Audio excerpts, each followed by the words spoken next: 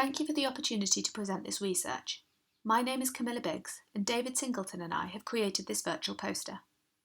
We are presenting a piece of research we were involved in as Honorary Research Assistants for the COVID Trauma Response Working Group, which explores the experiences of mental health professionals supporting frontline health and social care workers during COVID-19. From the outset of the pandemic, there was concern and growing evidence that health and social care workers were at high risk of experiencing severe psychological distress associated with their work. In the spring of 2020, there was therefore a national call to action made to the mental health community to urgently provide support to frontline workers.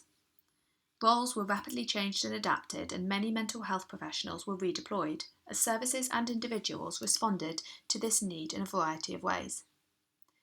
As mental health professionals thereby became a part of the COVID-19 response, their experiences and needs were initially overlooked.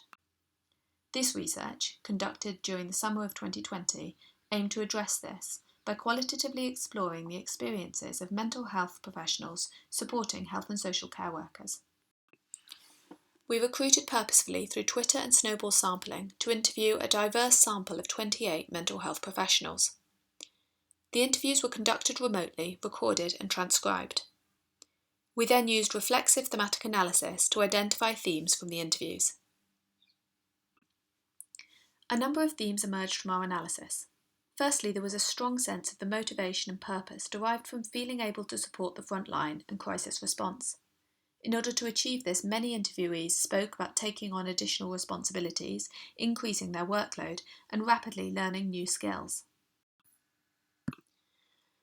Alongside this motivation was a common experience of anxiety and uncertainty, as many had not previously worked in a physical healthcare setting, and protocols or information supporting an evidence-based approach was very limited.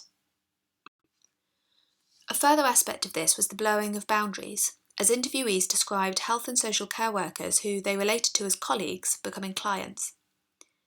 This raised some ethical issues and dilemmas around confidentiality, as well as further compelling mental health professionals to go above and beyond, sometimes at a cost to their own well-being. Unlike their colleagues in health and social care, many of the interviewees had been working from home or in isolated roles. While most described feeling supported, there was a sense of isolation from peers and from social support that would protect their well-being.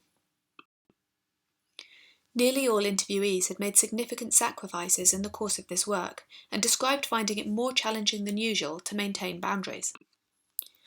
As an interviewed clinical psychologist described, "We don't always apply it to ourselves.